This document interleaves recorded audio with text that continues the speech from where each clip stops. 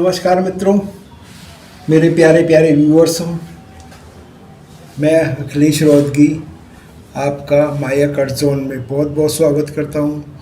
Last video में मैंने आपको बताया था कि भावों का विचार करते करते हम 6 भावों के बारे में हमने आपको बताया था। 6 बारों में उससे अब आगे की चर्चा करेंगे।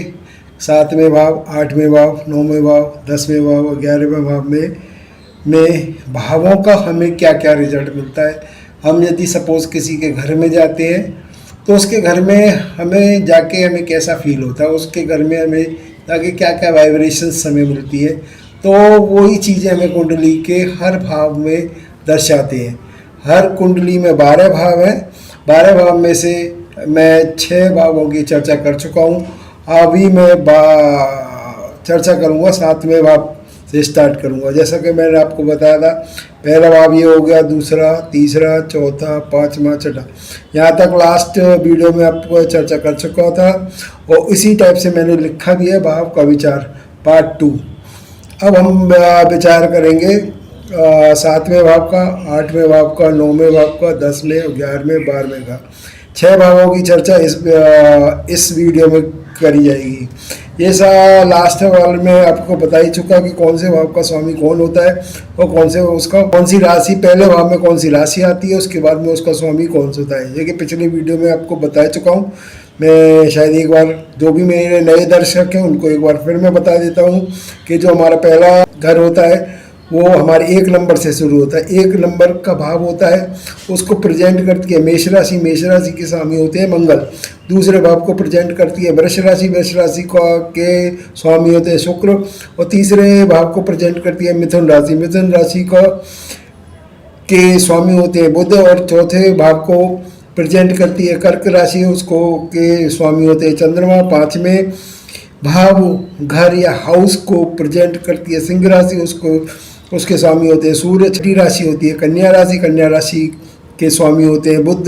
7वें भाव में तुला राशि होती है, उसके स्वामी शुक्र होते हैं। 8वें घर में वृश्चिक राशि होती है, उसमें मंगल होते हैं। 9वें भाव में धनु राशि होती है, उसके स्वामी बृहस्पति होते हैं। 10वें भाव में मकर राशि होती है, उसके स्वामी शनि होते हैं। 11वें भाव में कुंभ राशि आती है, उसके स्वामी शनि होते हैं। 12वें भाव में मीन राशि पड़ती है, उसके स्वामी बृहस्पति होते हैं। अब हम, जैसा कि मैंने बताया कि आगे के 6 भावों में मैं चर्चा कर चुका हूँ, मैं 7वें भाव से चर्चा करता हूँ। 7वें भाव को हम किस किस रूप में देखें और किस किस चीज़ों का 7वें भाव से हम विचार कर सकते हैं। 7वें भाव से हम विवाह देखते हैं।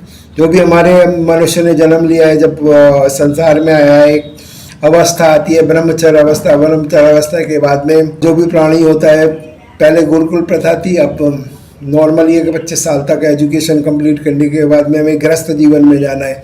गृहस्थ जीवन का पर्पज है कि ब्रह्मचर्य को पूरा करने के बाद में हम विवाह आदि के उसमें, तो उस दृष्टि से हम 7वें भाव को देखते हैं, जिससे हमारे विवाह को देखा जाता है। यहाँ पे हम स्थान परिवर्तन, अपना स्थान हमारा कहीं पे चेंज हो रहा है, उसको भी हम इस भाव से देखते हैं। पति पत्नी का चरित्र किस टाइप का होगा और उनका स्वभाव किस टाइप का होगा, इसी भाव से देखा जाता है। 7वें भाव से आपका व्यापार कैसा होगा, इसी भाव से देखते हैं। आपका व्यापार कैसा है, उसका साझीदार कैसा है, उसका पार्टनर कैसा है, वो भी इसी भाव से देखा जाता है। जैसे जीवन में एक साझेदारी होती है पति पत्नी की, उसी टाइप से व्यापार में भी एक साझेदारी होती है, एक पार्टनर दूसरा पार्टनर। तो ये भाव उसी साझेदारी को दर्शाता है। शत्रुओं का नाश कर देता है ये भाव। ये विवाद का भी भाव होता है। जब पति पत्नी होते हैं तो विवाद भी हो सकता है, क्योंकि आपके जातक का 7वां घर पड़ता है अपोजिट में। कोई भी सामने हो, शत्रु भी बैठ सकता है, वो भी होता है, उसमें विवाद भी हो सकता है। जो आपका साथी है वो सहयोगी भी होगा, उसमें सहयोगी का भी विचार इससे किया जाता है कि आपका मित्र, फ्रेंड, दोस्त जो भी है वो किस टाइप का होगा, इससे देखा जाता है। इससे आप में काम करने की इच्छा को दर्शाता है ये वाला ग्रह। परदेश में बसने को दर्शाता है ये ग्रह, ये भाव हमारा। इंटरनेशनल ट्रेड, विदेशी व्यापार को भी ये भाव दर्शाता है। और किसी में अलगाववाद है, उसके लिए भी यही भाव देखा जाता है। कोई अनुबंध है, कोई एग्रीमेंट वगैरह जो भी होता है वो भी अनुबंध इसी भाव से देखा जाता है। आपस में संधियां होती हैं या कंप्रोमाइज होता है जैसे हम कहते हैं, वो भी संध्या भी इसी में से देखी जाती है। और सहकारी समितियां भी इसी भाव से। 8वें भाव की चर्चा हम करेंगे कि इसमें हम क्या क्या देखें। इसमें आयु देखी जाती है, आयुष देखा जाता है, इसमें अपमान को किसी का होता है वो देखा जाता है, असफलताएं देखी जाती हैं, वसीयत देखी जाती है 60वें भाव से। मृत्यु का भय, कोई भय हमें लगता है कि हम मृत्यु हो जाएगी, उसका भी कारण 8वें भाव से देखा जाता है। मारण और जारण, मतलब मरने और जागने की क्या प्रवृत्ति होगी वो भी इसी तरह से देखा जाता है। संबंधित तांत्रिक प्रयोग भी इसी घर से देखे जाते हैं, गुप्त लोग भी इसी भाव से देखे जाते हैं। भू संपदा कितनी होगी वो भी इसी भाव से देखी जाती है। पैतृक संपत्ति हमको किस रूप में मिलेगी वो भी इसी भाव से देखी जाती है। स्त्री का मांगल्य भी इसी भाव से देखा जाता है। मतलब 8 में से 7वां भाव हमारा विवाह का हो गया, उसको हम ऊपर गिनेंगे तो उसका दूसरा भाव ये पड़ता है। कुंडली से देखेंगे तो उसका मांगल्य, मतलब उससे वो हमें धन संपदा क्या मिलेगी वो भी हम इसी भाव से, स्त्री का मंगल इसी भाव से देखा जाता है। इसी भाव से हम मनुष्य पे क्या कलंक लगेंगे वो देखा जाता है। विदेश की यात्रा भी इसी घर से देखी जाती है। पत्नी का धन भी इसी भाव से देखा जाता है। कोई दुर्घटना का संयोग है वो भी इसी भाव से देखा जाता है। कोई रिसर्च वगैरह, शोध वगैरह वो भी इसी भाव से देखा जाता है 8वें भाव से। जासूसी का भी भाव 8वां होता है। षड्यंत्र, कोई षड्यंत्र करता है उसका भाव भी 8वां ही होता है। छपा हुआ धन हमें क्या मिलेगा, जैसे कोई देखते हैं कि हमने सुना कि उसके दादा मर गए, उसका वसीयत में इतने पैसे मिल गए, उसे बैठा बैठाया धन मिल गया था, वही छिपा हुआ धन इस टाइप से होता है। सरकार का अंत, मतलब कोई सरकारी बात करें तो सरकार का अंत भी इसी घर से देखा जाता है। राज का, पूरे राज का कोई विनाश होना तो वो भी इसी घर से विचार किया जाता है। चर्चा करूँगा 9वें भाव की। 9वें भाव से हम देखते हैं दान, पुण्य, तीर्थ यात्राएं, गुरुजनों की सेवा, देवी देवताओं की पूजा, उपासना, नीति नियम। इस 9वें भाव से हमें देखते हैं कि हमारे अंदर क्या क्या, हम किस नियम कानून से चलते हैं। कोई नियम कानून तोड़ देता है, जैसे आपने रेड लाइट में देखा, रेड लाइट नहीं है, कोई पुलिस वाला नहीं खड़ा है, उन्हें तोड़ दिया, उसका 9वां भाव खराब होता है। इसी तरह से यात्रा भी देखी जाती है। स्थान परिवर्तन भी इससे देखा जाता है। इसे पिता का भाव भी कहते हैं। इसे पिता का भी देखते हैं। पिता का धन मिलेगा नहीं मिलेगा इसी भाव से देखा जाएगा। तुम्हें क्या क्या वैभव मिलेंगे वो भी इसी भाव से देखा जाएगा। भाग्य, आपका भाग्य का विचार भी इसी भाव से किया जाता है। सदाचार, आप में कितने सदाचारी हैं वो भी इसी भाव से देखते हैं। धार्मिक संस्थाओं का भी विचार इसी भाव से किया जाता है।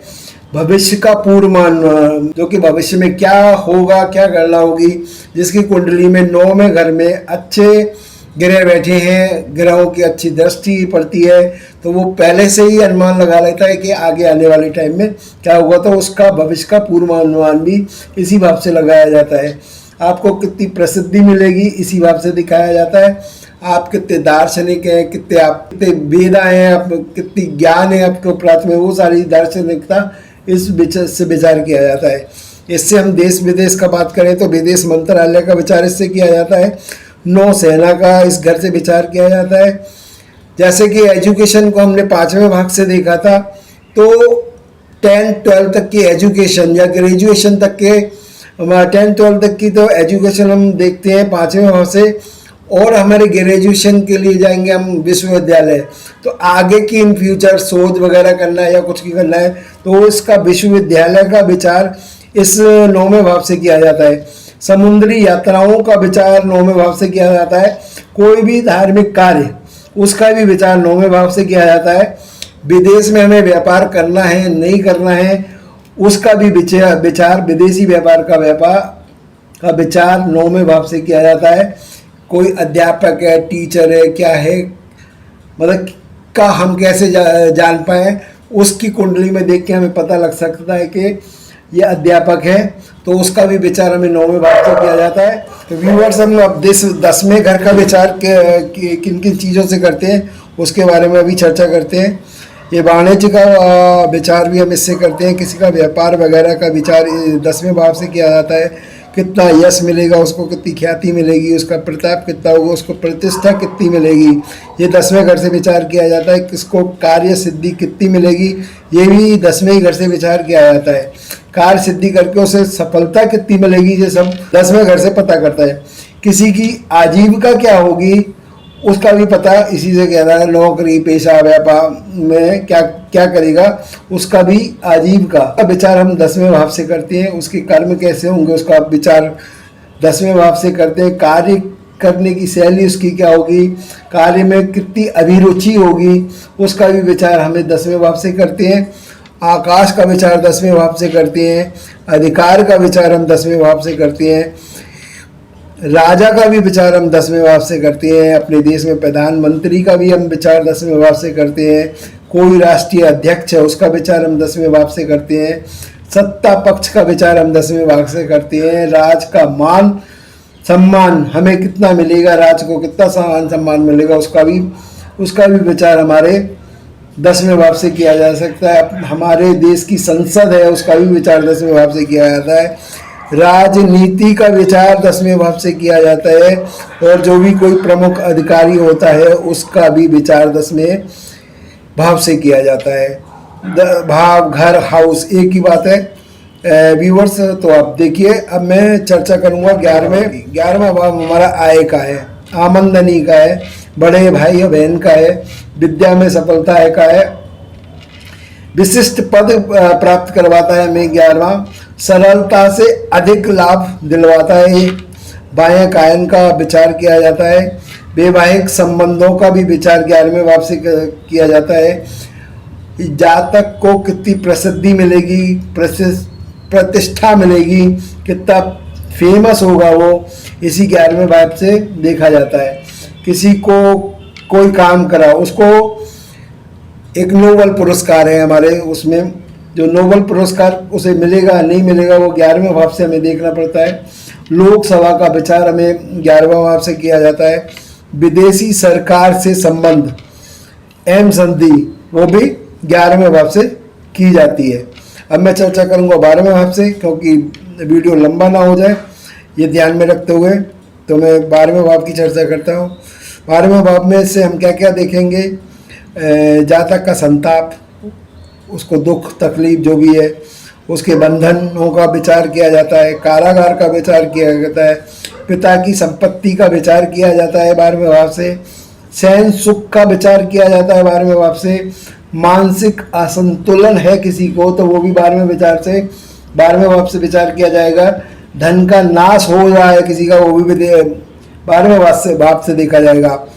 विदेश यात्रा 12वें भाव से देखी जाती है। कितना खर्च होगा, व्यय भाव है हमारा, ये 12वां भाव व्यय भाव कहलाता है। तो जितना भी खर्चा होता है, किसी भी टाइप का खर्चा होता है, वो 12वें घर से देखा जाता है। दान पुण्य, कोई अच्छे ग्रह आपकी कुंडली में 12वें घर में बैठे हैं, तो जो भी आप दान और पुण्य करते हैं उसका भी विचार 12वें भाव से किया जाता है। जीवन साथी का भी विचार 12वें भाव से किया जाता है। गुरु के आश्रम का विचार भी 12वें भाव से किया जाता है। कोई आपको लत है, कोई बुरी आदत है, कोई व्यसन है, उसका भी विचार 12वें भाव से करते हैं। आपके पैरों का विचार भी 12वें भाव से किया जाता है। पैतृक अथवा जन्मभूमि का छूटना, पैतृक मतलब जो भी आपकी यहाँ पे आपने जन्म लिया है उस जगह को आप छोड़ के जाएंगे, उसका भी विचार हम 12वें भाव से किया जाता है। किसी अस्पताल, कोई बीमारी, अस्पताल का भी विचार हम 12वें भाव से करते हैं। जेल हो गई, कारागार हो गया, इसका भी विचार हम 12वें भाव से करते हैं। हमें मोक्ष मिलेगा, उसका भी विचार इस 12वें भाव से किया जाता है। जातक की मृत्यु का विचार 12वें भाव से किया जाता है। उसका मृत्यु नहीं होती है, उसका पतन हो जाता है, गिर जाता है, राज खत्म हो जाता है, सब कुछ लूट जाता है, सब खत्म हो जाए, उसका पतन भी 12वें भाव से हम देखते हैं। युद्ध में हानि भी हम इसी वजह से करते हैं। यातना ग्रह जेली टाइप हो गई, यातना ग्रह, उसका भी विचार हम इससे करते हैं। कोई हमारे खिलाफ षड्यंत्र करता है, उसका भी विचार हम इससे करते हैं। इसी 12वें भाव हाउस से हम गुप्तचर का विचार करते हैं। कोई हमारे खिलाफ बगावत करेगा, उसका भी विचार हम 12वें भाव से किया जाता है। और सोचे समझे अपराध, जानबूझकर करे गए काम, कुकर्म, उनका भी विचार हम 12वें भाव से किया जाता है। जुआ का भी विचार 12वें भाव से किया जाता है। जो तस्करी वगैरह है उसका भी विचार उससे किया जाता है। 12वां भाव व्यय का है। आप पूरे मनुष्य ने जब पूरे साल सेवा करी, कुछ भी काम करा, उसकी सेवानिवृत्ति, रिटायरमेंट का भी विचार 12वें भाव से किया जाता है। किसी को देश से निकाला कर दिया, राज्य से निकाला कर दिया, उसका भी विचार, देश निकाले का विचार भी 12वें भाव से किया जाता है। खुफिया विभाग, गुप्तचर विभाग जो कहते हैं हम, खुफिया विभाग का भी विचार 12वें भाव से करते हैं। विदेश से मिलने वाली सफलता, किसी भी टाइप की विदेश से मिलने वाली सफलताओं का विचार हम 12वें भाव से करते हैं। आपको मेरा ये वीडियो कैसा लगा, उसके बारे में आप अपने विचार प्रकट कीजिए, कमेंट जरूर कीजिए, और जिससे हम आपके लिए आगे के टाइम में और भी ज़्यादा रोचक विषय लेके आएँ, जिससे आपको ज्योतिष सीखने में आसानी हो। अगले विभाग में मैं चर्चा करूँगा कि जो राशियों के स्वामी हैं उनका क्या कार्य तत्व होता है, वो हमें क्या क्या चीज़ें देते हैं हमारे जीवन में, वो नेक्स्ट वीडियो में उसका विचार करके मैं आपके सामने समक्ष करूँगा। व्यूवर्स, बहुत बहुत धन्यवाद। आपको हमारा वीडियो पसंद आया तो लाइक सब्सक्राइब जरूर कीजिए, आगे भी लोगों को बताइए जिससे वो हमसे जुड़ सकें। बहुत बहुत धन्यवाद। जय माता दी।